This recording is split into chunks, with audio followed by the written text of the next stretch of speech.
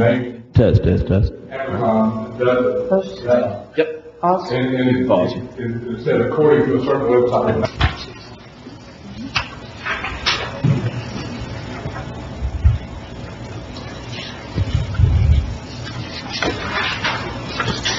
Realize I have gum.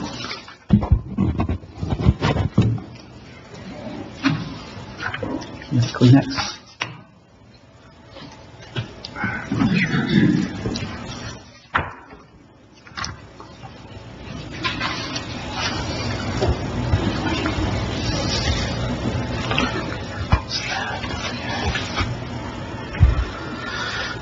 Okay.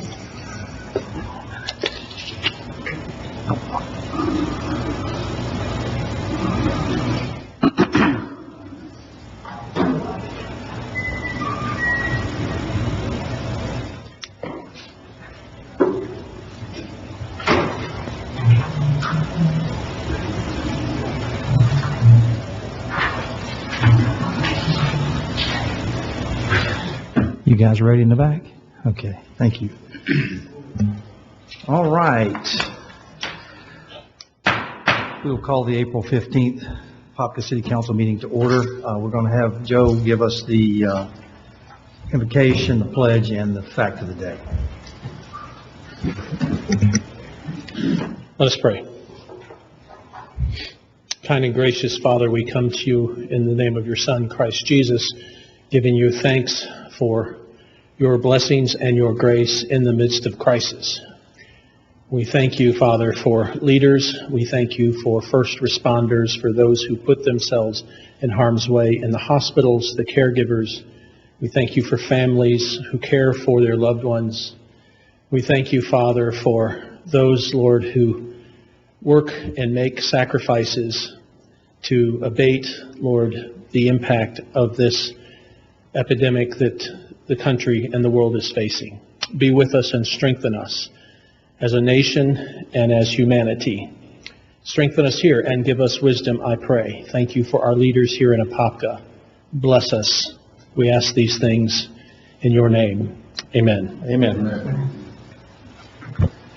I pledge allegiance to the flag of the United States of America and to the republic for which it stands, one nation under God, indivisible, with liberty and justice for all.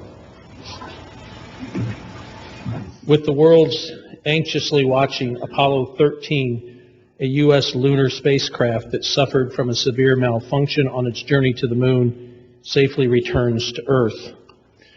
On April 11th, the third manned lunar landing mission was launched from Cape Canaveral, Florida, carrying astronauts James Lovell, John Swigert, and Fred Hayes. The mission was headed for a landing on the Fra Mauro Highlands of the moon. However, 2 days into the mission, disaster struck 200,000 miles from the Earth when oxygen tank number 2 blew up in the spacecraft. Swigert reported to Mission Control on Earth, "Houston, we've had a problem here." And it was discovered that the normal supply of oxygen, electricity, light, and water had been disrupted. The landing mission was aborted, and the astronauts and controllers on Earth scrambled to come up with an emergency procedure. The crippled spacecraft returned to the moon, circled it, and began a long, cold journey back to Earth. The astronauts and Mission Control were faced with enormous logistical problems in stabilizing the spacecraft and its air supply, as well as providing enough energy to the damaged fuel cells to allow successful re-entry into the Earth's atmosphere. Navigation was another problem, and Apollo 13's course was repeatedly corrected with dramatic and untested maneuvers. But on April 17th, tragedy turned to triumph as the Apollo 13 astronauts touched down safely in the Pacific Ocean. Thank you, Joe.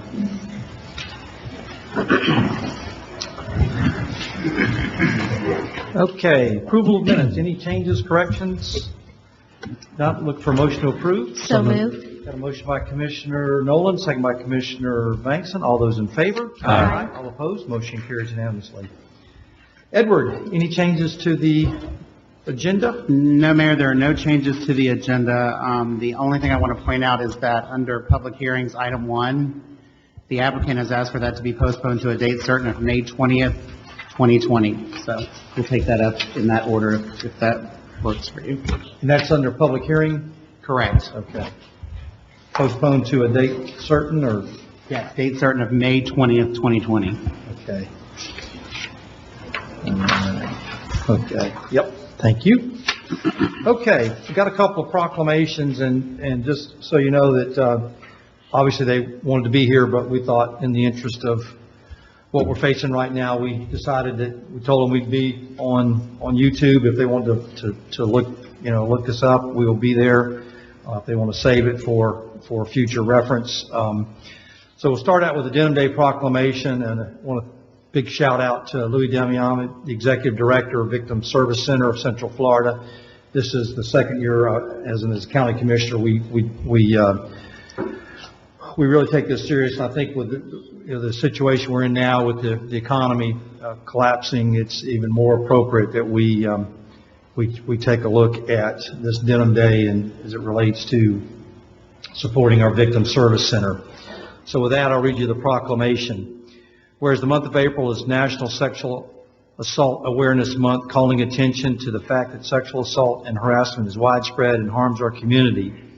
And whereas every 2 minutes, someone in America is sexually assaulted, and approximately 1 in 5 women and 1 in 33 men are raped during their lifetime, and about 75% of harassment victims experience retaliation when they report it. And whereas the Denim Day movement is a worldwide effort that started as a grassroots protest against a controversial Italian Supreme Court decision in which a sexual assault conviction was overturned because the victim was wearing tight jeans at the time of the attack. And whereas Denim Day encourages everyone to stand in solidarity with survivors of sexual harassment, sexual violence, and speak up when they hear comments that blame victims or make light of sexual harassment and assault. And whereas together we can change how we think and talk about the issue, we can create a culture of respect, equality, and safety for our citizens. And whereas with proper education on the matter, as well as comprehensive prevention projects, sexual violence and its traumatizing effects are preventable. And whereas the City of Apopka strongly supports the Victim Service Center of Central Florida and its efforts to heal victims, educate and train the community, and stop sexual violence before it starts. Now, therefore, I, Brian Nelson, the Mayor of the City of Apopka, Florida, do hereby proclaim Wednesday, April 29th, 2020 as Denim Day. So thank you, Louis, for what you do for our community. Next up, we have the Water Conservation Proclamation. Susan Davis from the Intergovernmental Coordinator for the St. Johns River Water Management District also would have been here had he not been in these circumstances. So I'm going to read the water proclamation as well. Whereas water is a basic and essential need of every living creature, and whereas the state of Florida, the water management districts, and the city of Apopka are working together to increase awareness about the importance of water conservation, and whereas the city of Apopka and the state of Florida have designated April, typically a dry month, when water demands are most acute, as Florida's Water Conservation Month, to educate citizens about how they can help save Florida's precious water resources.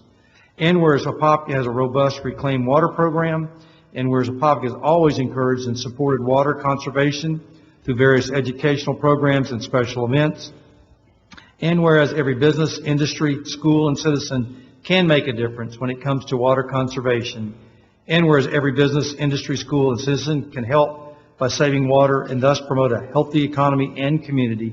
Now, therefore, I, Brian Nelson, Mayor of Apopka, do hereby proclaim the month of April as Water Conservation Month. So those are the two proclamations, which we'll get those to the interested parties at a later date. Okay. Anybody from the public wish to speak on matters that are outside the agenda? Okay, seeing none. Let's see, we'll go up to the consent agenda. Anybody need to, well, there's only one item on there, just the check registry. Like a motion to approve the consent agenda. Motion approved. Got a motion by Commissioner Nolan. Second. Second by Commissioner Becker. All those in favor? Aye. All opposed? Motion carries unanimously. Next up, Rob, are you doing the tower, or is it Edward? Rob? Okay. Mayor, Commissioners, Robert Hippler, Information Technology Department.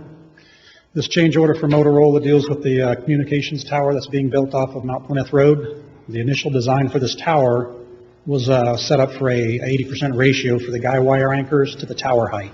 So that would have put it at 240 feet from the base of the tower. The parcel that the property that we're actually putting the tower on, because of its shape, they're having to pull the guy wires in a little bit. And in doing so, they have to strengthen the tower itself using stronger steel as well as thicker guy wires.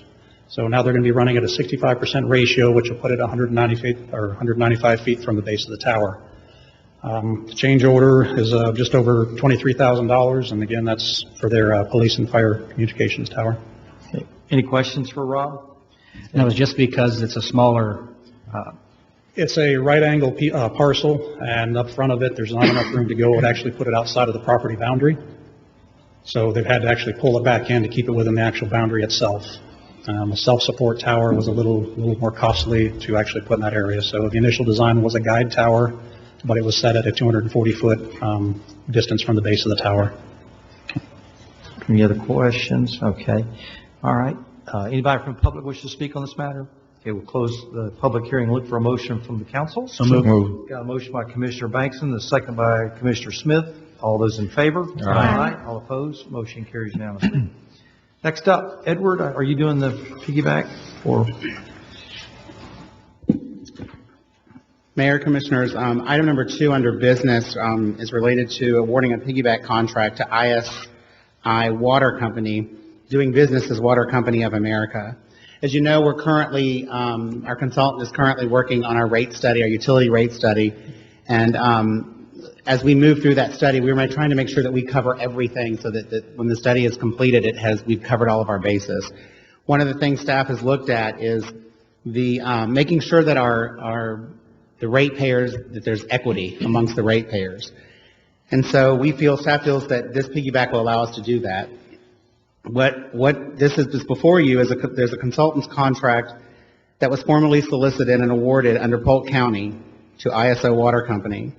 Which has been to locate services to assist the utility in utility revenue enhancements. So the scope of the contract would provide an analysis to correct any water, wastewater, or reclaimed water system underbillings or overbillings, or misbillings for that matter. The analysis is the intent of improving accountability and making sure that we have ratepayer equity, thereby could provide for an increase in revenue, depending on what's found. Services are provided on an as-needed basis, and they will be duly authorized by work orders and outlined with the scope of work, a project schedule, and then it has if there's liquidated damages, and a completion date. Compensation will be based on there are two methods. There's a fixed 60% of all increased revenue that's found that will not exceed 36 months, or a lump sum amount that is agreed upon by both parties to be paid in lieu of this 36-month, 60% for 36 months. So we will look at each scope as we move through it to make sure that we have picked the best option for the city. The effective Polk County contract began in 2017, and it's good until 2021. Their formal solicitation for these services and contracts have been vetted by both our procurement and our legal teams, and if you approve this piggyback agreement, we will issue it to ISO Water Company, doing business as Water Company of America, with the underlying definition, or if we need to define any clarifications as needed. So I want to point out that the services will be on an as-needed basis, and we will come back to you if they find revenues. They don't get paid unless they find us some revenue, if they find our revenues. So we'll come back to you with an adjustment for their portion if they come back and find that there's some revenues that we are missing. So we'll come back on adjustment if you approve this piggyback. So staff's recommendation is to approve the piggyback from Polk County, the contract with ISO Water Company, doing business as Water Company of America. I have a short presentation that ISI has given us. I want to go through that. It's really, really quick to show you that, and then I can answer any questions that you have after that. I've also given you a sheet that some of the municipalities and counties that they've done work for, and some of the revenues that they have found for those jurisdictions.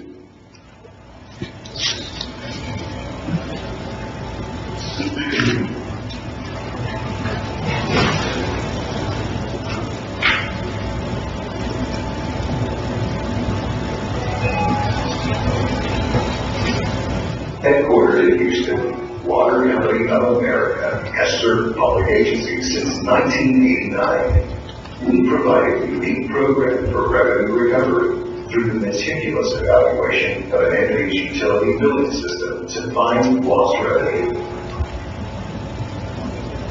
Water Company of America's sole focus is to provide a program for the recovery from lost revenues for public utilities around the country. With an established track record, we stand ready to provide a specialized service to your utility. We provide a full service evaluation of your billing records to determine if there are water, wastewater, stormwater, or other accounts that are not being billed accurately.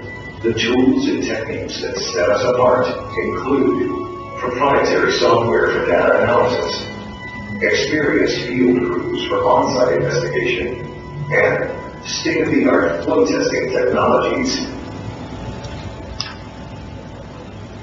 We are paid on a performance-based contract, meaning that we only are compensated if we are successful in finding lost revenue, and only once that revenue is collected by the utility. With this approach, the utility does not have to take on the risk of paying us large fees if it turns out that few billing deficiencies are found as a result of the program.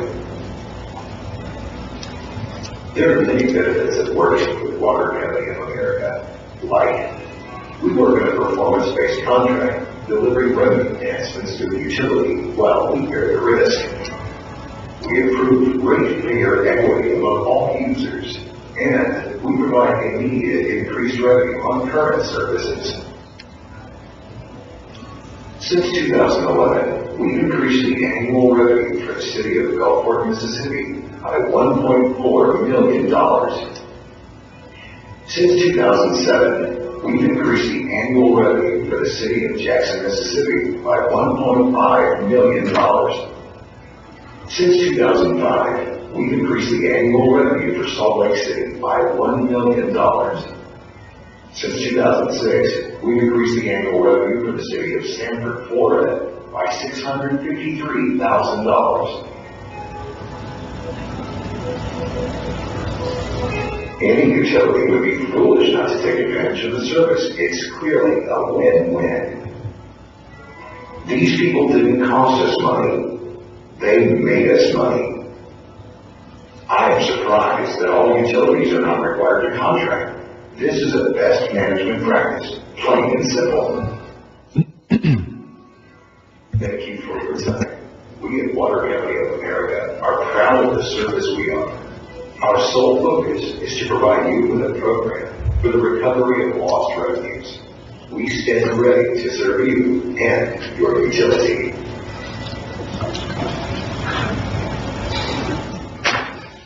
So with that, I can answer any questions that you may have.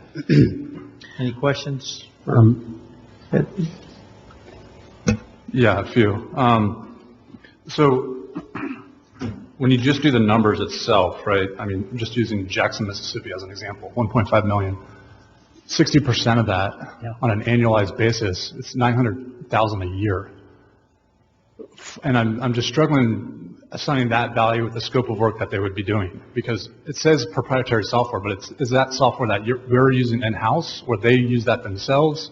Because it seems like it would be, we're providing billing information from us. They kind of run it through their systems. They're going to provide some analysis and feedback to us, but that seems to be more of a one-time or maybe 6-month to a 12-month long affair, not three years. I'm just wondering why it takes so long. Right. I think, well, what they do is they have the proprietary software. So, right, we give them our data. They do all of their analysis. They can come back and tell us if we're not billing certain customers, if we're billing them incorrectly, if the flows aren't correct in our billings through our meters. So they do all of that analysis, and then they come back to you. So what they do is they will collect 60% of that revenue for that 3-year period, and then they're done. So after that 3-year period, we get all the revenue. So we don't have to give them any percentage of that revenue. Or we can do the fixed based. If when we sit down and review this and we give them the scope of work of what we're going to do, we'll look at one, and we're definitely going to take the one that's best for the city. Yeah, so there's two concerns on that front. First off is, we say 3 years, but a lot of these cities on here, like Orlando had a 5-year one, and now they're doing another engagement. And a lot of these are multi-year effort. Winter Park did it for 10 years.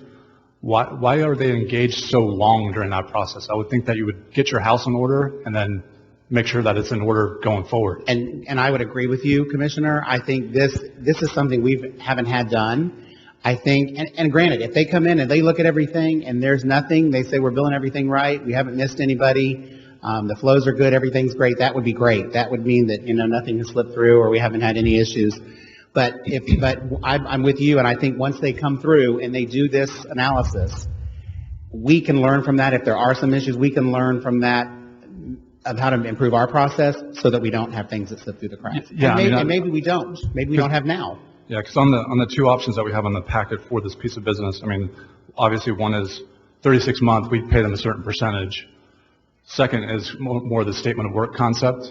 But really looking at the voluminous nature of their relationships with other cities, you'd almost have to do like a master statement of work and not, because you look at Hollywood, they had 2,126 work orders. How do I interpret that? That wouldn't be, we would have to price each one of those engagements, right? We would have some master statement of work. I think are you looking at total number of accounts? No, the column called approved work orders. Oh, I see what you're saying, yeah. But the work orders are based on, if we decide in the scope of work, if we decide we want them to do something more than just look at those accounts that they aren't billing or the flows or whatever, each one of those would be different work orders that we could give them over that 5-year period. I'm looking at it from my standpoint, this approach is, here's our accounts, look at all of our accounts and find out where if some things may have slipped through the cracks, or we may have some overbillings, underbillings, misbillings.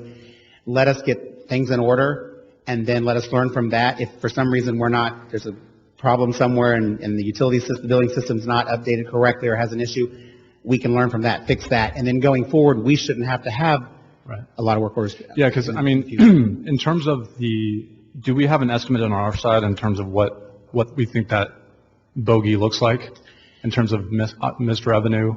No, I stand here before you today and say, I hope it comes back and it says, that you're billing everything, but maybe a small amount.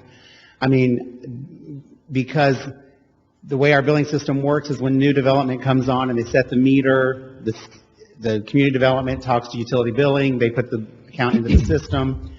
But so I stand here today and say, I hope they come back and they say, hey, we didn't find anything. You're billing everybody correctly.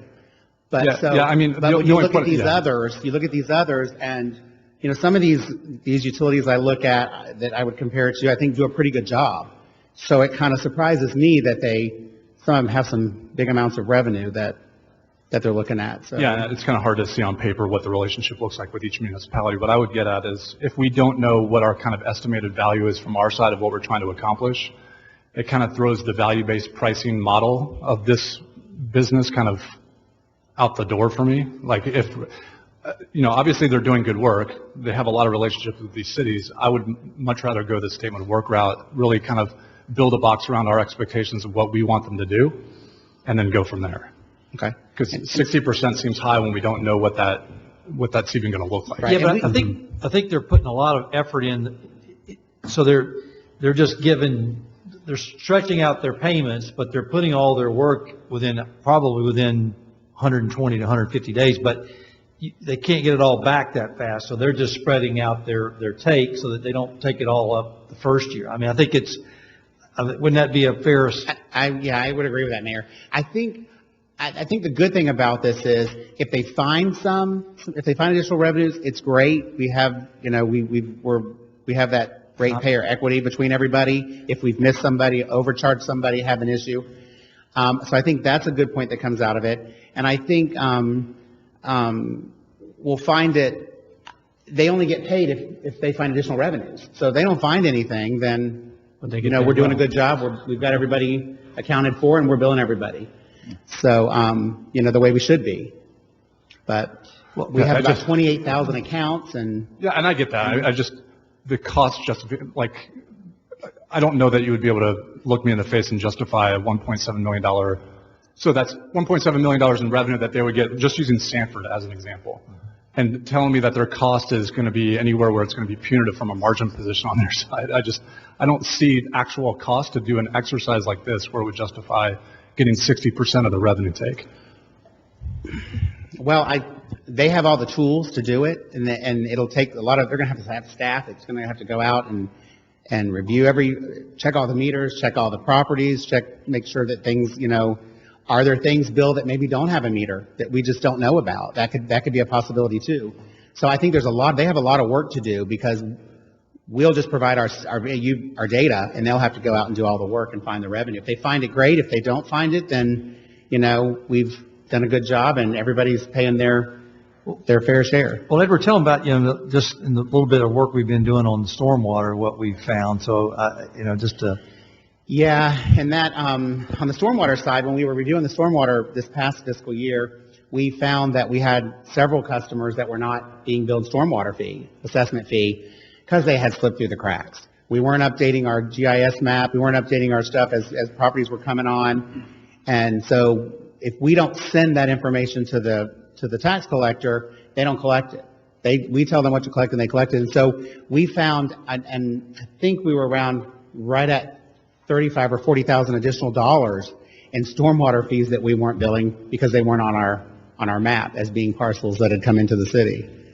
So I think this is a good practice, because they have the tools to do it. And I will share one other thing, Commissioner. This is the second contract. We went through all the piggybacks out there to get the best one. This was the best one.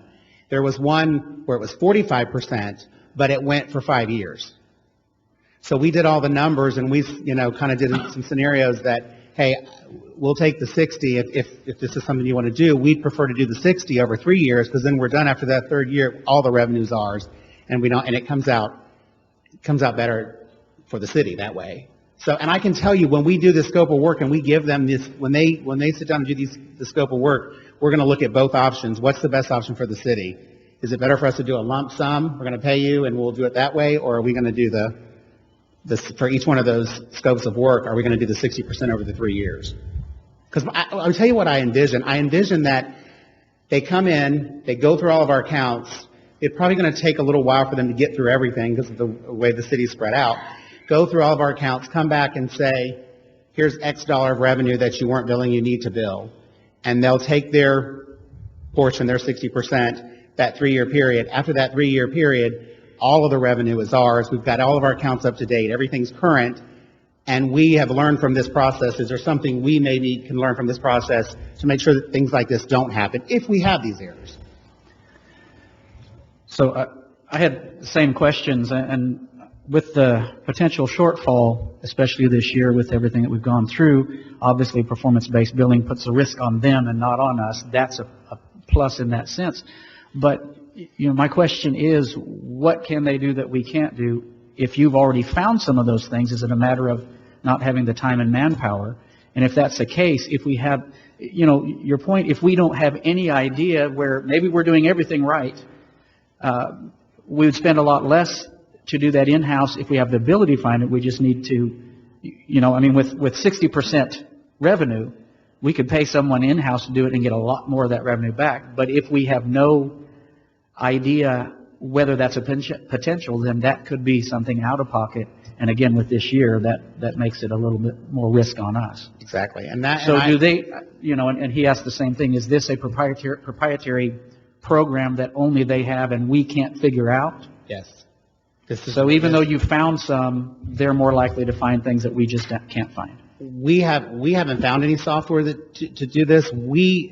Could we do this in-house? Yeah. I think it would take, depending on the revenue number they find, I think it would cost us more to do it in-house, to assign the people to do this. And then we've got to figure out, how do we do it? What kind of software do we use? How do we figure it out to figure out all of those combinations? We've got 28,000 accounts you've got to go through. Plus, they're not only going through that, they're going parcel to parcel. They're looking for everything that might be missing.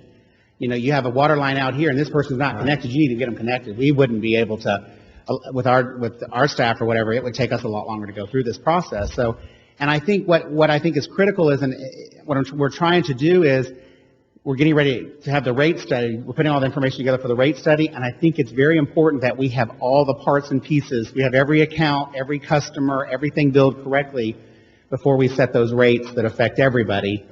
And I think this is just one way to make sure that all accounts are included and everybody is paying their share. I guess my point, 60% of 1.5 million would more than pay for us to hire someone full-time to focus on that, get that software. But if we don't know that's the risk, you got Dunedin, they got $833. So if we don't know that and we're under the gun here with our budget shortfall, you know. I'd rather put the risk on them than on Yep. us. Yeah. I'd give them, I'd rather have them, even with the fixed cost, I'd rather have them, because the more they're incentivized, the harder they're going to, turn over every rock and try to find every dollar for us. So personally, I think giving them the 60% for the 3 years, I know it was neat because our finance staff had come back and told us that there were 2 contracts we could have piggybacked. One was the 50 for 45 for 5 years, which is a lot more than the 60 for 3. So, and this is, for us, the way I look at it, it's found money that we've got zero risk if we pay them the 60%. So they're going to work hard for us to get, obviously they're incentivized to find every dollar possible. Now, our intention is just to go through that term period, not to continue after that, correct? Correct. We'll do, Okay. yes, correct. So now another thing, so let's say we go through this period and then it's, 10 years down the road. I mean, is this something that we're looking at doing consistently? Like that maybe we should have looked at, every so often. Does that make sense?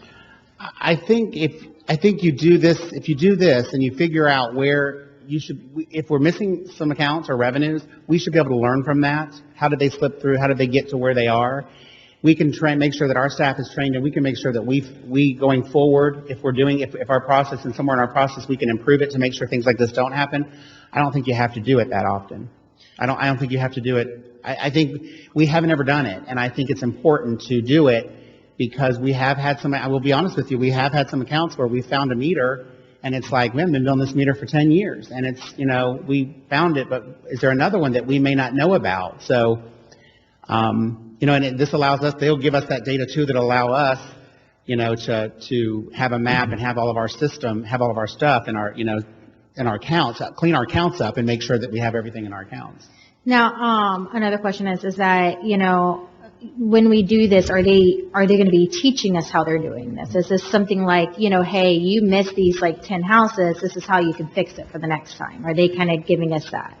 No, they won't give us that, but what they will give us is when we see accounts that we're missing or we see things that aren't billed correctly, we'll be able to go back and say, now how did that happen? How did this customer's billing turn out this way versus this customer? How did we miss this meter altogether? How did we miss this meter, right? And then we'll be able to make sure, is there something in our process that we can improve, check off, sign off to make sure that this doesn't happen? So forensic logic. Well, yeah, will you lead could us to have that. Correct. So we won't need whatever software they have now. Right. By the time we've I gone mean, you through could this have process. some where we've never billed them, which that's a real possibility. And we could have some that somehow something changed, a new owner bought the property and we lost that data. So, I mean, there's all kind of ways we could have missing revenue from meters that we're not reading. Well, and keep in mind, we converted software too, not too long ago. I think in 2015 or 16, we converted to a new software system. And did we convert everything correctly? I know we've had some problems matching between the two softwares. So that, that could let us know when we did that conversion, did we pick up everything correctly? Is our process when a developer comes to community development and puts in their meter, the developer puts in the meter and everything, are we making sure that every one of those is getting set up in the billing system and utility billing? So this will let us know that we're doing that. Granted, I hope it comes back and I hope it says, Apopka, we only found $50,000 because you've done a good job. You've got all your meters accounted for. Everybody's billed correctly. And all 29,000 accounts look really, really good. And they didn't get anything. They don't get much at all. And we know that we're billing people equally. So another question I have is that, and I'm sorry, I just want to make sure I fully understand this. really simplify it here. So they're coming in, they have a software, they're going out to these properties probably, you know. They could visit So will they come to us, are they going to tell us, well, you're missing this one altogether? They're coming to us to be like, hey, you're missing this sentence because the reader's not reading. Or will they tell us why we're missing it almost in that sense? They will tell you if you're missing, if you don't have a meter at all, they'll tell you there's not a meter on this property and there should be. They'll tell you that, hey, you're billing this customer incorrectly based on your tiers or residential, commercial, whatever. They'll tell us all of that information because that's how they earn their money. They'll tell us that because those are revenues that they're going to be, any revenue that comes out of those changes that we make. And again, the agreement is if we make those changes and when we receive that additional revenue, they get their percentage. If we don't make those changes, they don't get that revenue. So, and keep in mind, they do allow, the agreement also does allow us to exclude, if we have special contracts or agreements, which we have a few, they don't get any money off of those counts. This is only on our residential and commercial customers that are billed through our billing rates, not our contract customers. Okay. So, I mean, how I'm seeing this is, it could be, you know, a revenue side, but then, I mean, they're also finding everything that's wrong that's probably going to cost us money too. So, like, what is that number in the midst of all this? Like, is that being reported? Like, yeah, you know, let's say for Orlando, you know, they made so much money, but, all right, I guess Orlando's have it. So, St. Augustine made $116,000, right? So, how much of that was to pay for fixing things and stuff? Like, what are we actually making in the end? I guess is what I'm trying to figure out. Like, how are we really actually making anything in, or will it be cheaper for us to take the risk on? We won't know until we see those revenues. Then we'll know, you know, so if they come back and But say... could we see from other cities? Is this something other cities may track? You can't really compare other cities because a lot of it has to do with, is your utility system, your billing system accurate? Have you done all of your processes, all of your procedures and everything correctly to make sure that you have every account, every customer, water, reclaim, wastewater, every account is being billed correctly? And so it all depends on the process and how you update that system from each jurisdiction. That's why you see different amounts for different jurisdictions. I mean, I think you would get an average though, like, you know, these people who are making, you know, $1 million off of it, you know, and these were their issues and stuff like you can get an idea of like what that average percentage is like my thought process. When I, you know, did some research on this, I, you know, looked at other companies that were similar to this from the little knowledge I have of it. And, you know, I did find all of them doing stuff a little bit different, but this company seemed well, it had great reviews, but I guess it's either we take the chance or not, you know? Yeah, I guess for me, the fact that we are facing such budget shortfall this year, anything that we can do to bring revenue in, it's not a loss, it's a gain. It's just 60% is a bitter pill. But if it also keeps that off of the staff's back, we're going to have a lot of work to do to get caught up and restart economically. So at that point, I think it still takes the risk off of our city, and it gives us a perpetual income going forward. And if we gain the knowledge out of it, that's the biggest thing for me. If we can gain the knowledge how we can do this going ahead, then I think it puts us in a good position, and I'm open to that. Yeah, and I guess my question is, if I understand it correctly, that they don't get paid until we actually receive those additional dollars from whatever they find that we're missing. Correct. All right, and so that means that they'll get 60, we get 40 for those 3 years, and after that we get the full 100%. So we're going to be making a gain in the budget by doing that, just more after the 3 years as opposed to first year. And I'm going to assume things like when we index property in, because we charge customers in the county more than we charge the ones in the city, that doesn't get switched over. That could be a problem as well. Sure. We could be missing some of those as well. And Commissioner, let me correct you on that. We used to charge a surcharge, but when we did the JPA, when we brought in the JPA and brought the county customers into the city customers, right, we agreed not to charge them anymore. So in that agreement, if you're in our utility service center, everybody pays the same rate. Supposedly. That is correct. So that's something that this study could determine. Absolutely. Okay.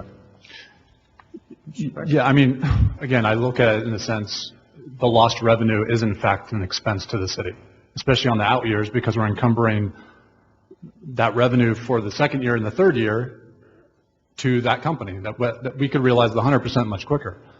And all the leading indicators would suggest that we are going to find dollars, right? We had the water loss or the water shortage or unaccounted for water, what was that, 2 years ago, Yes. which was significant.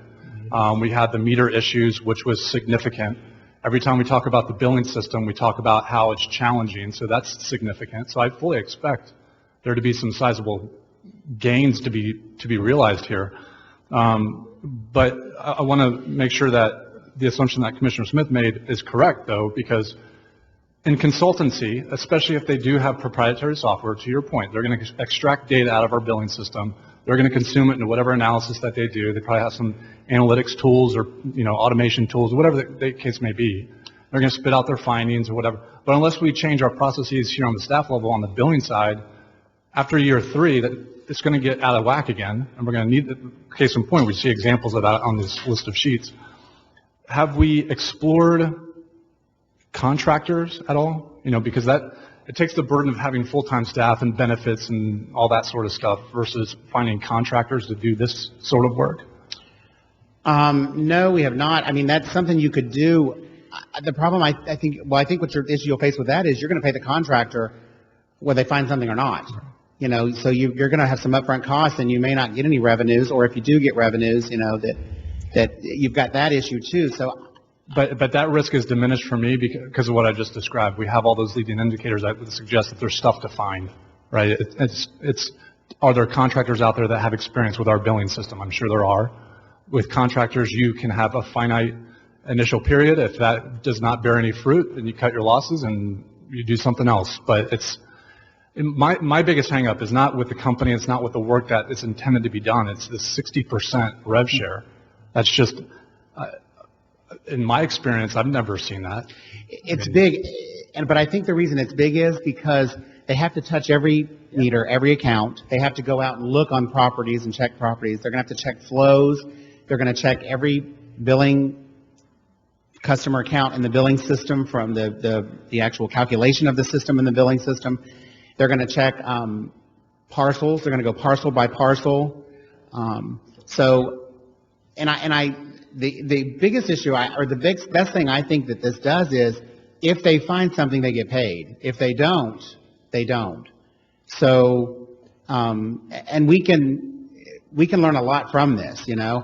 I'm hoping they don't find much. I really, having worked and been over utility billing, I hope they come in and they say, "You've done a good job. We didn't find much, and here you go." So, but I do know that, as you see across jurisdictions, this is an issue for a lot of places because of the process, how things are collected in one department, they have to be communicated to another department, they have to be entered into the system, and then you have a lot of development going. When you're busy and you have a lot of development going on, meters get put in, but sometimes don't get recorded because it's temporary. They're working and things are moving along to keep the development going, and they might slip through. So I think this will show us a picture of where we are and how our process works. I agree with you. It's a big percentage, but I think if they find something, they get something. If they don't find anything, they don't get anything. I think that's a good approach. I think if you did it in-house, you're going to have several staff. I think it's going to take several people to do this. And of course, that would take away some of our other processes. So we'd have to, from the things that they do. So I think, it's all in all, I think this is a good approach. They do have the proprietary software. They are going to have to put a lot of labor into it to find all of the stuff, if there is things out there. So it's a lot of work, I think, for them. And like I said, we were looking for the best approach, and that 60 over 3 years was much better than 45 over 5. And so, this is one of the best companies at finding that and those lost revenues. And the last point, and again, you've brought the point up a couple times of we hope that they don't find anything or they may not find anything. So why would we commit to a 3-year period if up front we may not even find anything? Well, and here's the thing. Well, I think that's part of their contract. So you're going to send them out there to do all of the work, and if they find 50,000 or whatever, then they're going to want their 60% over that 3-year period, because that's how they make their money to do the job. So, it's, I think I think this is the right approach. It is a little costly, but I mean, if you hired a consultant, you'd have that cost, or if you hired additional staff in-house to do it. Do we have the software to do it? No, we don't have the right software to make sure that we can find everything, and I think it would take quite a while to go through all of our accounts in that form or fashion. We're also trying to get ready for the rate study, so will it delay that? Will it budget-wise, we're trying to put budgets together now, so, and staff's working really, really hard on their budgets with everything that we're facing. Well, I think that if we had staff already that had expertise to do this, we wouldn't need to do it. We wouldn't be in this situation we're in. So I don't think we have the staff that has the expertise to do it. And I understand the 60% because they're putting a lot of risk out front, and they're putting out a lot of dollars out front because they got to pay labor, manpower, and use of equipment before they even collect the dime. So I understand that part. But my other part is I want to make sure that we have somebody on our side that's tracking when they say they found something and that there's an increase in that revenue, that we have somebody on our side that's verifying what they say they found. Absolutely. And Commissioner, absolutely, we will do that. Okay. And we will bring that back to you, because that's good information. That lets us know, how did we do? So we will bring this back to you. Like I said, we're going to bring it back to you anyway to do a budget adjustment. We have to do adjustment to pay them. So currently, if they've got to come back to us and say, this is your revenue before we even pay them or make any kind of an adjustment. So we will be back. Yes, absolutely. When they find it, we'll be back, and if we've got things that we can improve our process, we will bring those recommendations back to you and make those changes as well. So yeah, you'll see this number before they're paid.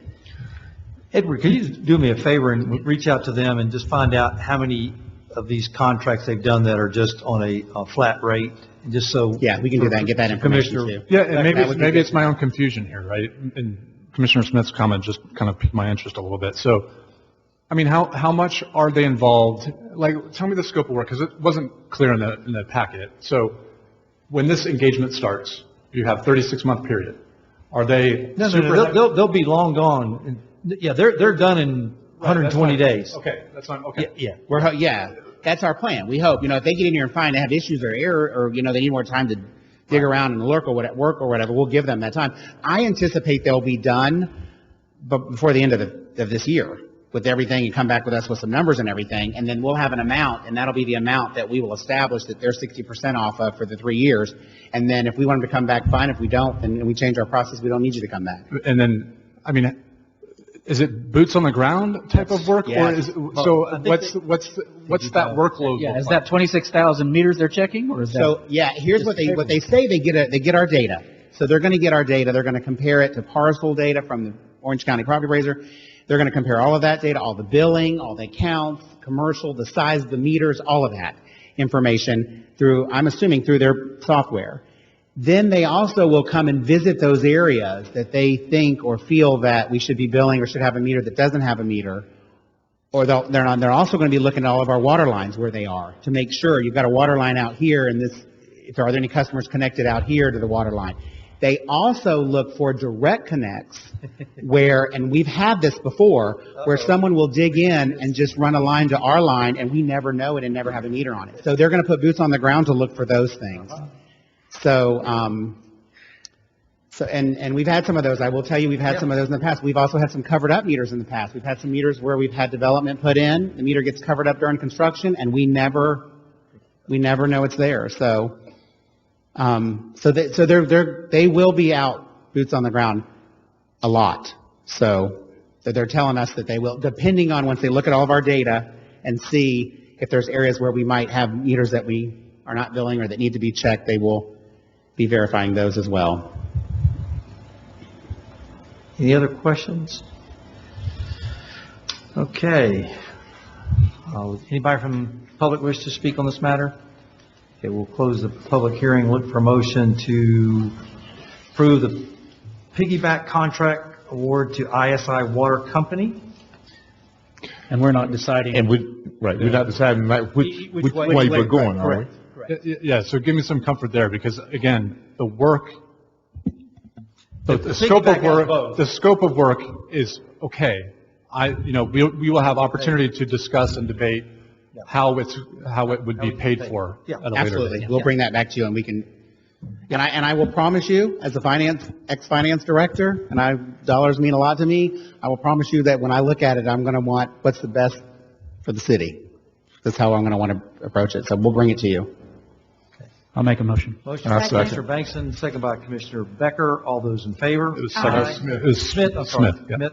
All those in favor? Aye. Aye. All opposed, motion carries unanimously. Next up, Susan, you want to come up and read ordinance number 2756? Oh, wow. Rob, you guys are getting sophisticated here on us. Ordinance number 2756.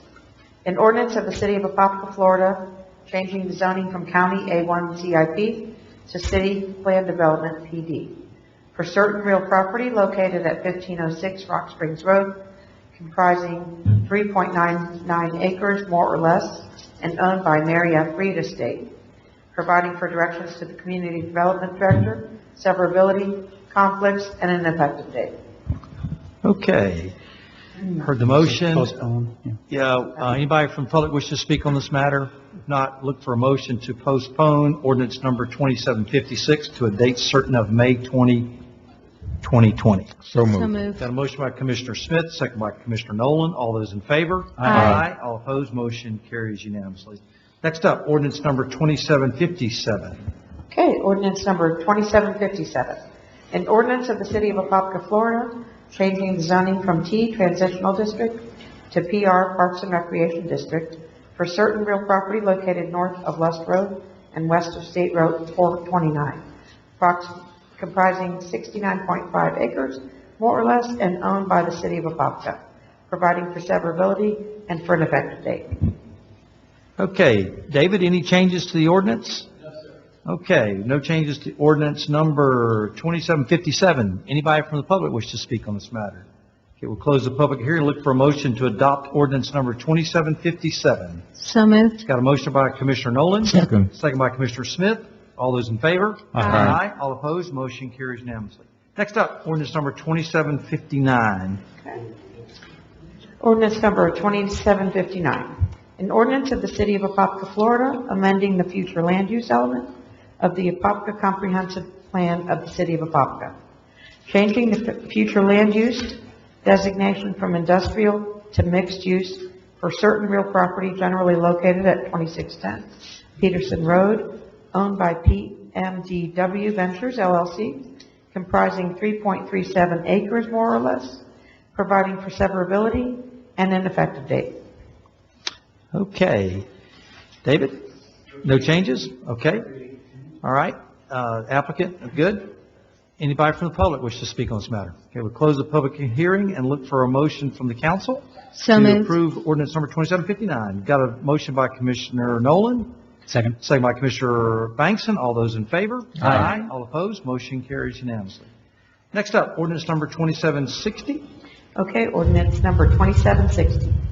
An ordinance of the City of Apopka, Florida, changing the zoning from CC, Community Commercial, and IL, Light Industrial, districts to MUESGT, Mixed Use East Shore Gateway District for certain real property located at 2600 and 2610 Peterson Road, comprising 41.4 acres more or less, and owned by PMDW Ventures LLC, providing for directions to the Community Development Director, severability, conflicts, and an effective date.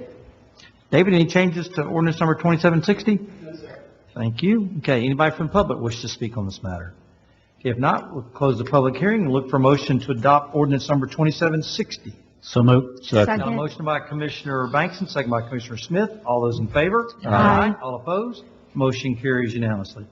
Next up, ordinance number 2761. Okay, ordinance number 2761.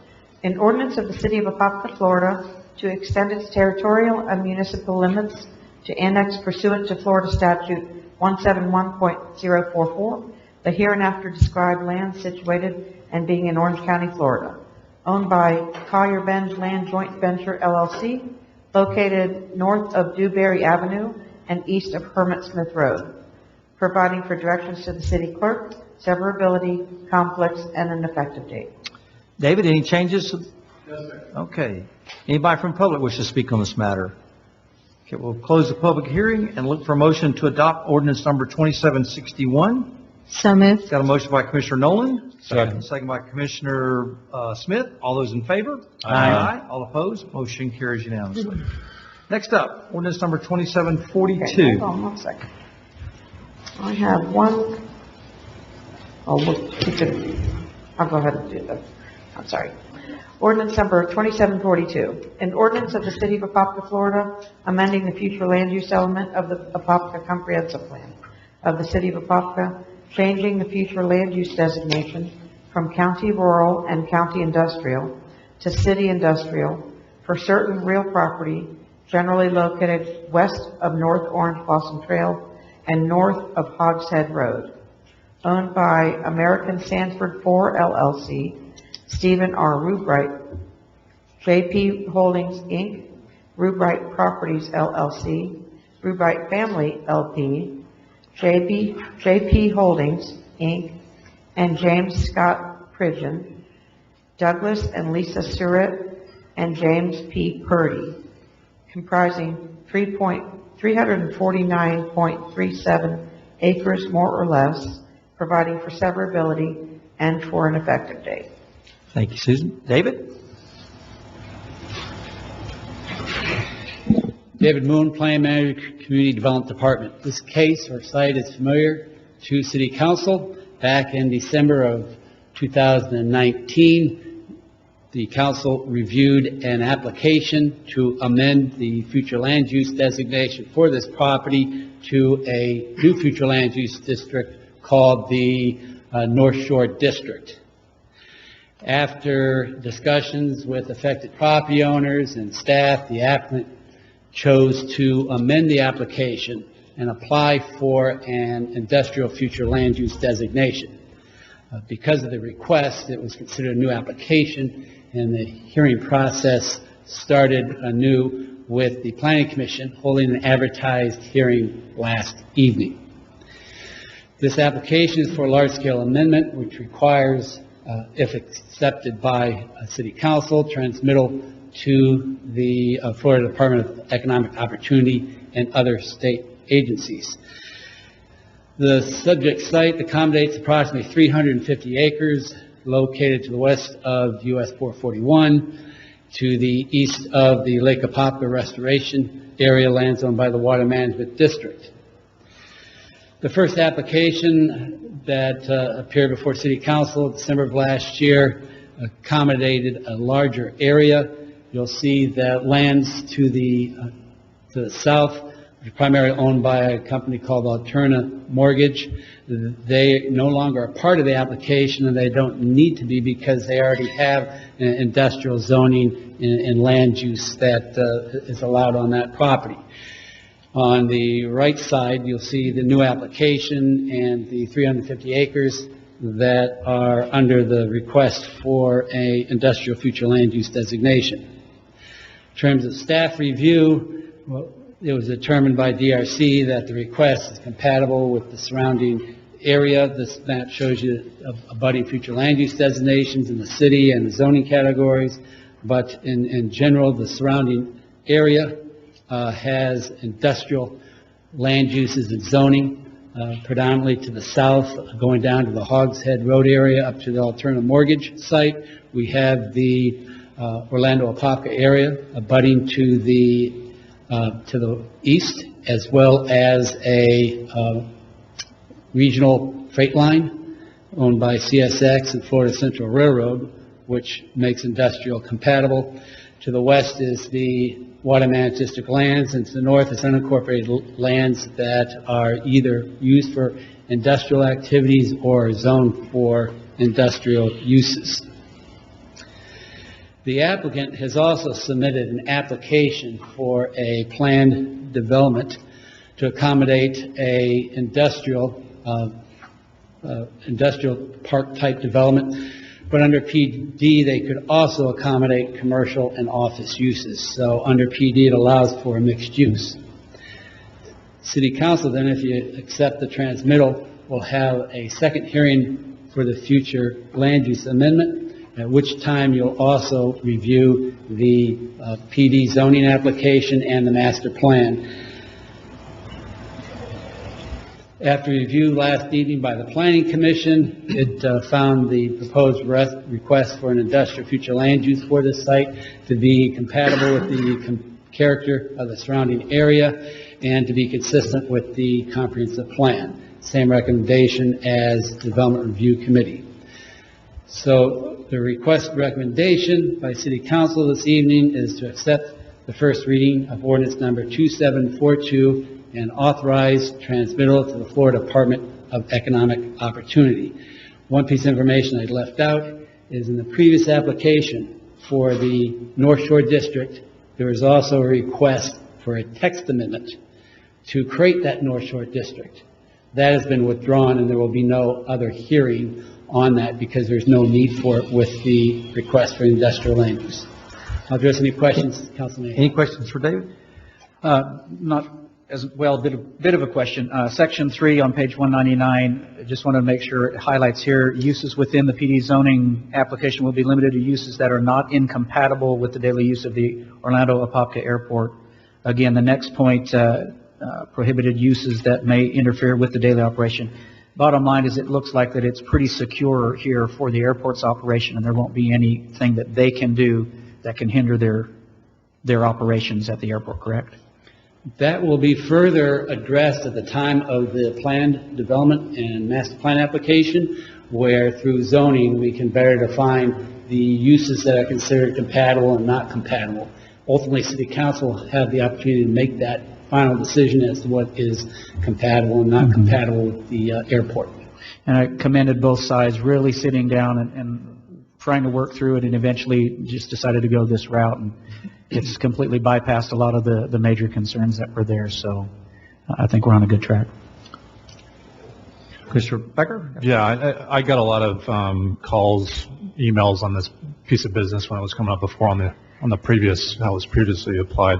But to echo Commissioner Bankston's point, I would like to thank the applicant for going this route. I think it's going to be a win all around. This was just for the sake of people watching this at home. This was where it was going to be predominantly residential as proposed. So I think going the industrial route, having commercial and office is desirable for that piece of property. And it really, and correct me if I'm wrong, the findings from the 2000 study is in line with the direction that we're taking now, is more kind of proliferate, kind of industrial versus residential in that area. Yes, the industrial is compatible with that character of the surrounding area, correct? Yep. Does not impact any existing established residential neighborhoods either. Mr. Smith? I'm good. Good. Okay, Commissioner Knoll? I'm happy that they come up with an agreement too. Okay, all right. Applicant?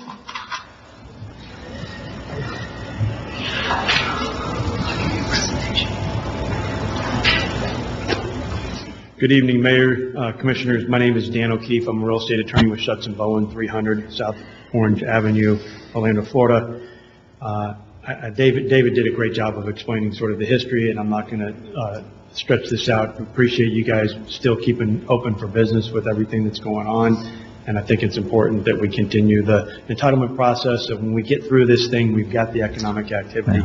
I will address the question that Commissioner Bankson raised regarding the compatibility with the airport, and we are 100% agreeable with that. We've had numerous discussions. There's one representative from the airport here tonight. We've had, so many community meetings, and the plan has changed and changed and changed, and we're to someplace today that we think is workable.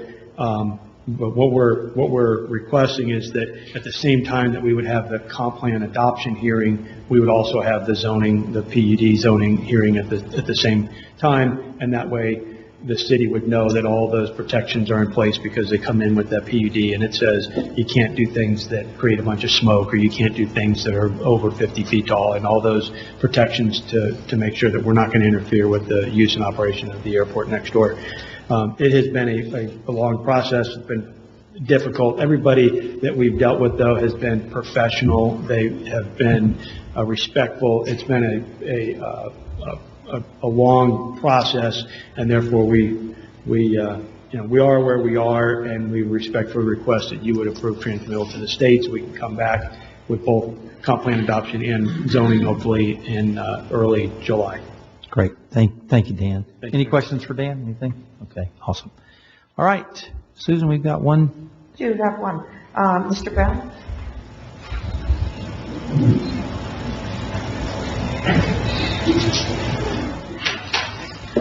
Mr. Mayor and members of the commission, my name is Ted Brown. I'm an attorney with the firm of Holland & Knight and represent the Rubrights. If you look at your list of names and owners here, you see that they do own a significant portion of the land, which is the subject to this.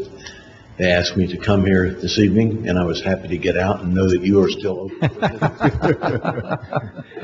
But with that said, I was charged with the responsibility of demonstrating their support for this undertaking and hope that you will move forward with it promptly. So that's brief, but good to see you. We'll let them know that without your help, we wouldn't have got this done. Thank you very much.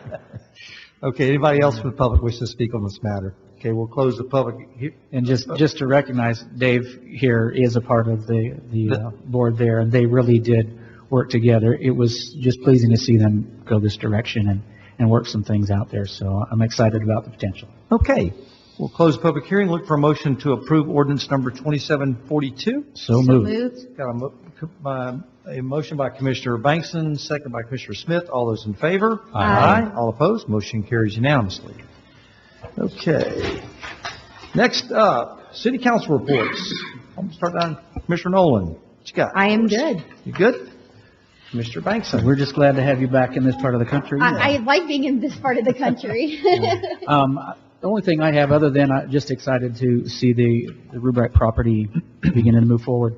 The only thing that I just would like to bring highlight to is, of course, with all of our first responders, our medical field, that, it's just awesome to see the community recognizing them as heroes. And I really like to add to that list teachers, because what they've had to do, obviously their own lives have been disrupted. They've had to recreate a learning environment from home, something they're not familiar with at all themselves. And it's just a tremendous burden, especially if they have children of their own. So, again, there's so many people that we can applaud, and I'd really like to put that highlight on teachers. Yes. Commissioner Smith. I ditto what Commissioner Bankton just said in reference to the teachers. Okay. Mr. Becker. No, you're going to probably do some highlights on this on your report. So I see the food aspect is taken care of. Do we have a chance to connect on, because I know that the homeless population, they're being challenged a little bit in terms of places to go to the restroom and things like that. I don't know if we have the ability to make some facilities available to them, because restaurants that they typically go to are, obviously taking all precautions that they're taking. And so I don't know if there's an opportunity for us to kind of strategically place some portalettes or something that maybe kind of maintain a little bit of cost, but at the same time go a long way in terms of service. Okay, yeah. So, Edward? Commissioner, I think we have to be careful putting those out across the community, only because it can create more than just a restroom facility. I mean, I think the police department struggles with that too, because people can congregate around those areas and be out confined to this. But maybe there's something we can look at, maybe one of our restroom facilities, that we currently have at the park. We can, maybe we leave that open. Something, a little longer, or leave that open through the night. And then, it provides, a facility. I know the county has their facility across the street there, and I don't know, we can check with them to see if they're leaving theirs open 24 hours. And maybe we can work on something like that to help out. But I think, my personal opinion, I just think if you put those facilities around the city, I think you might have more of an issue that. Yeah, limited scale, but even if that's not the right solution, right? It's just maybe, hey, we know that there's maybe a church or so-and-so that might be opening their doors for that type of purpose or service.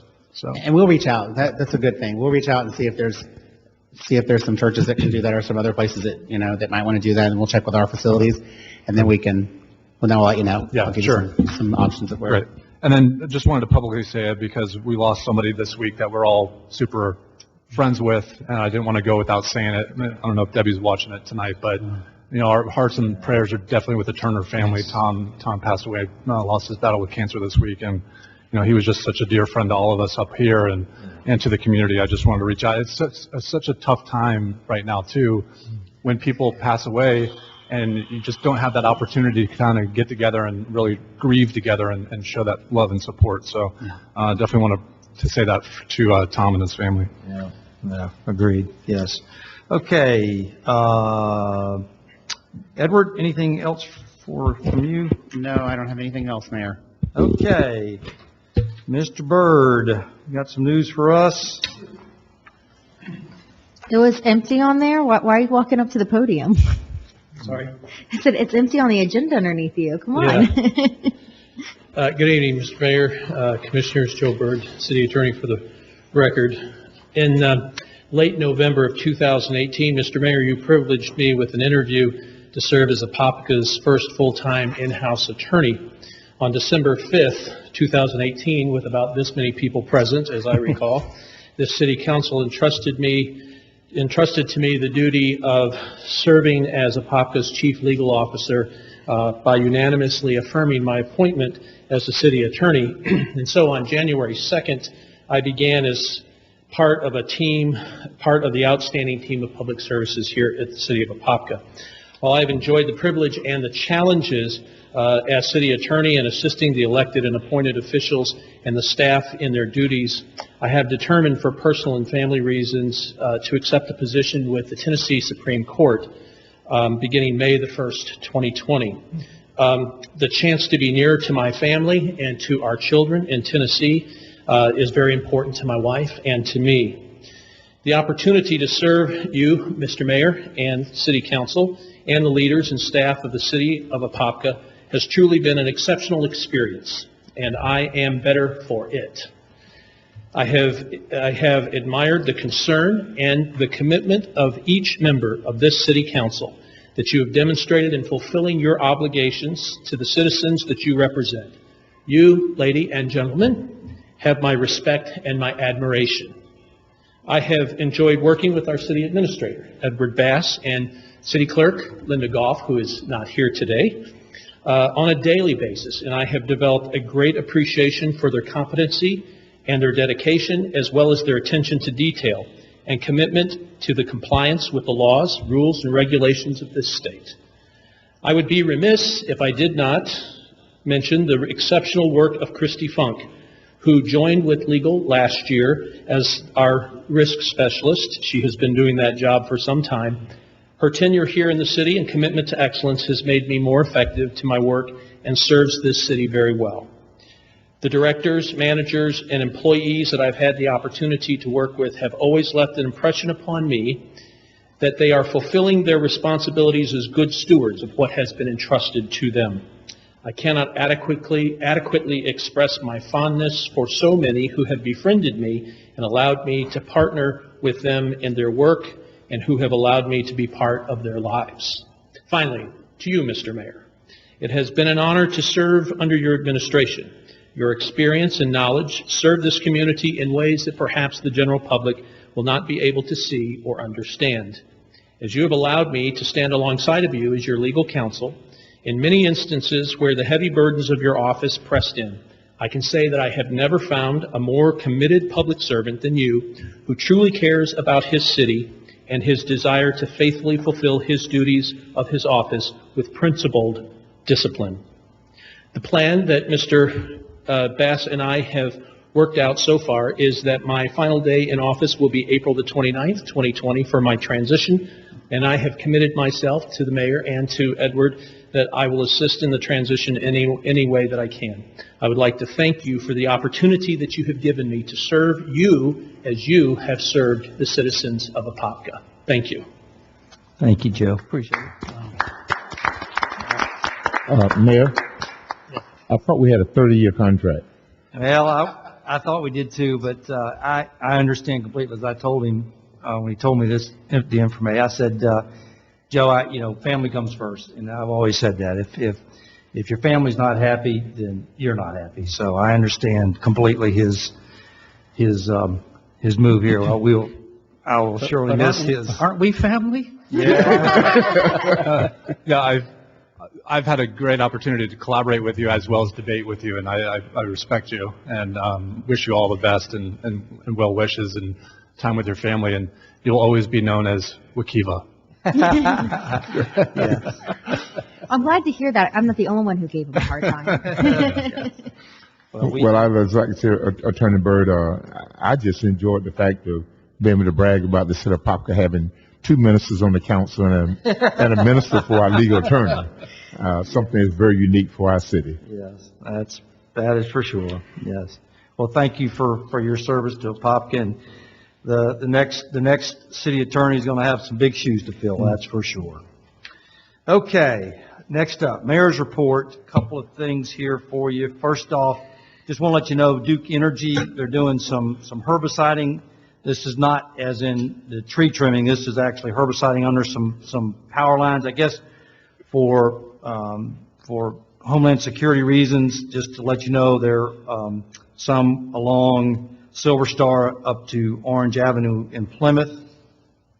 And also there's another one that comes down from 436 down to Orange Avenue in Plymouth. So anyway, just herbiciding underneath the power lines for keeping those lines clean for hurricane season. So just want to let you know about that. Second up, the Pond Can Road sidewalk update. Hallelujah.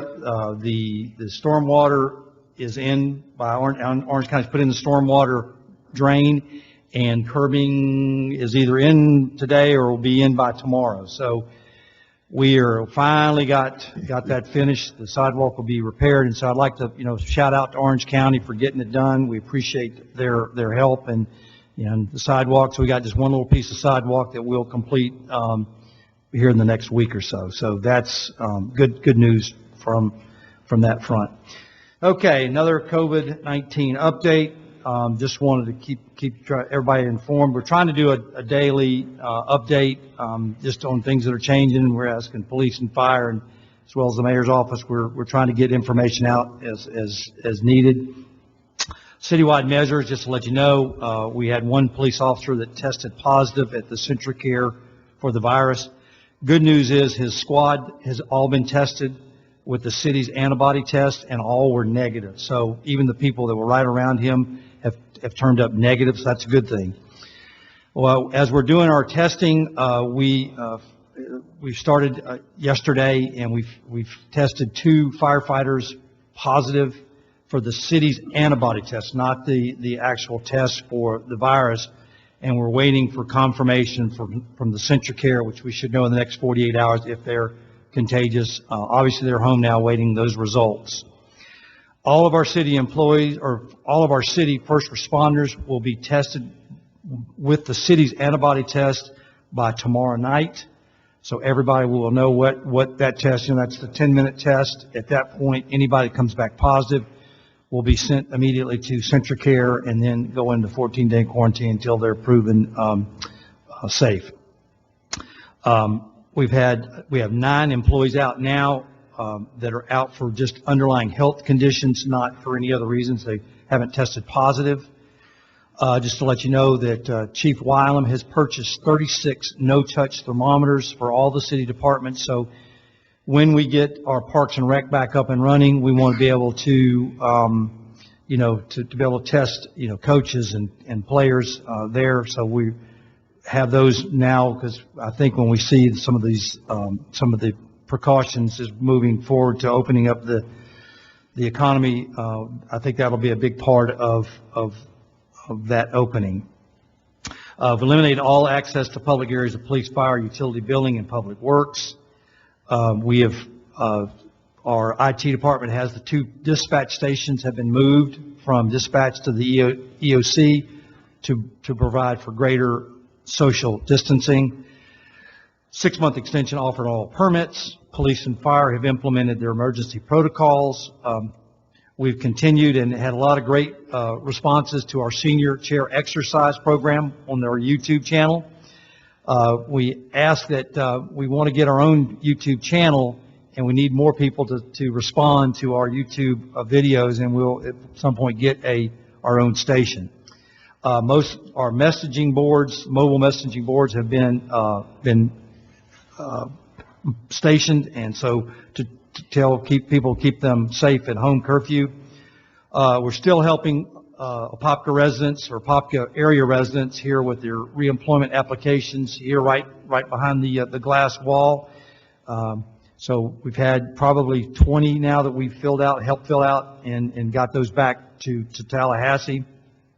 Got two a farm share food giveaway this Saturday at the VFW from 10 until 1, put on by Representative Camilla Brown, Rod Love, and there's another nonprofit will be helping out. On April 30th, the Second Harvest Food Bank will be hosting a food giveaway from 9 until 12 at the former Cooper Sports Complex. Okay, now for some of the community responses. Just as of 2 hours ago, to let you know, we've had in Orange County, 12,756 people have been tested, 1,051 cases. 47 people have tested positive here in Apopka. So there's a little confusion here on the testing. We have the Panera Bread, the Centricare near Panera Bread that is doing testing, but only if you had a doctor's script for that. There is a test site at Mall of Millennia that you can go there if you have the underlying health conditions. You can get tested without a script. So if you got somebody that really needs to get tested and have an underlying health condition, diabetes, obesity, heart conditions, they could go straight to the Mall of Millennia. Otherwise, you're going to need to get a script from your doctor. So just a little difference between those two sites. Let you know, still countywide curfew from 11 p.m. to 5 a.m. There's another website that you want to, for small businesses, if you want to take a look at. It's the Orlando Economic Partnership. The website is braceorlando.org, B-R-A-C-E, orlando.org. Also, you can call your congressional staff. Either I know that Congresswoman Demings has got a pretty good site. Senator Scott have been kept informed by his staff. Got a very good site to take a look at what's out there. All April driver's licenses renewals have been extended. To let you know that OCPS, they're doing their meals there at the schools Monday, Wednesday, Friday, and they have already served over 1 million meals. So very, very good work there by OCPS. Commercial truck hours have been waived, so they can go additional hours to try to get our food and prescriptions to the stores. Early refills of medical prescriptions are required, so your providers have to give you earlier refills. Department of Revenue extending sales tax due date. Also, we might, based on a phone or the Orange County Mayor's daily briefing today, he thinks he might be able to give us some direction on Friday. So look for a direction on opening it up, what that might look like, maybe some kind of a time frame. So that's coming here soon enough. Now, for the last, I always like to end on a positive note. So with that, I want to tell you that just got an email from Jenny Andre, who's the one who donated the clips for our hospitals. And just to give you just an update from her, in the last 2 weeks, they have given out 15,000 clips. So what a really neat benefit to our local community. She's given them out to 9 local hospitals and have shipped out to 16 out-of-state hospitals. And had over 100 people come by her house to pick up these clips. She gave me 250 for our firefighters, so as they're out there on the, in the ambulances doing their job, they've got the clip versus having to put their mask behind their ears. So we're excited. And then the last thing on her email.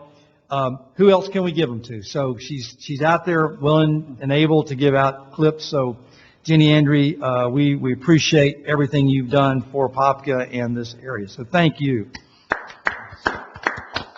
Okay, next up, I want to let you know that the Home Depot Foundation has given the city firefighters buckets, the big orange buckets that they have, filled with cleaning supplies and N95 masks for our first responders. So pretty cool that they just donated them to the city of Apopka.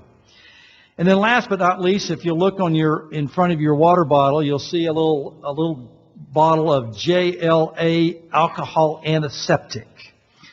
They are a group. They started their company in 2015 making unaged whiskey. Well, as we all know, things are a little tight out there, and there's a real market for our gels, disinfectant gels. So they, in the last 4 weeks, have totally turned their company around and are producing gels, or not gels, they're producing antiseptics for the market, private, public market. So in front of you is a bottle. Now, as you know, that 60% is the minimum alcohol you can have in it. This is 80. This is 80. Yeah, you don't drink this. Yeah, but so It's not flask shaped. yeah. So anyway, got to go out and see their operation. So it's a brother-sister operation, and her name is Jeanette, and his is Jose. And so we were just so excited to go out and meet with their, the team. They've even hired a physician. They've got an MD on staff to make sure that these are being produced correctly. So if you got a chance, JLA, they're out in the Cooper Commerce Complex, and they donated 20 bottles to the city of Apopka and want us to, make sure that if we have needs for these antiseptics, they've got them. The only thing just to be careful is it's not a gel, and it's a liquid, not a gel. But so excited that they're now a part of Apopka, and we obviously want them to keep producing this, but at some point we want them to get back to their work as a craft distiller. So with that, thank you everybody for coming. It's funny you said, because you should have put some on during the meeting.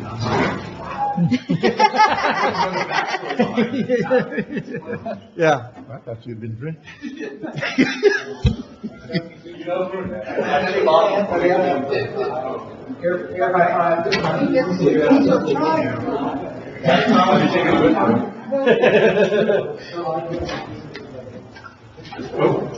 Let me get a picture of that.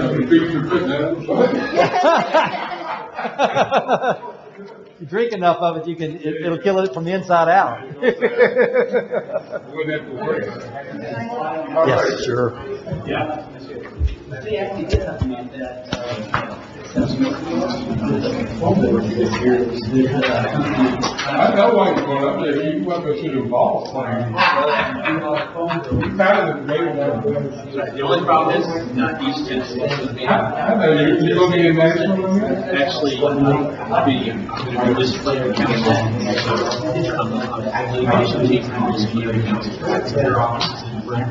Okay.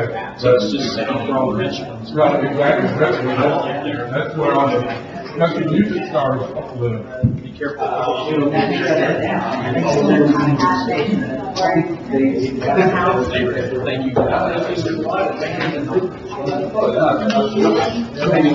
Thank you very much. Can I take care? Can you send me a copy of your resignation? Hey, welcome back. Thank you. It's nice seeing you. Nice to see you. Yeah, I would, yeah. Yeah, include that in My wife said I'm ethics. Are you the ethics one? She calls people ethics. That's not part of the ethics. No, ethics not, yeah, no, I can use that word, well, not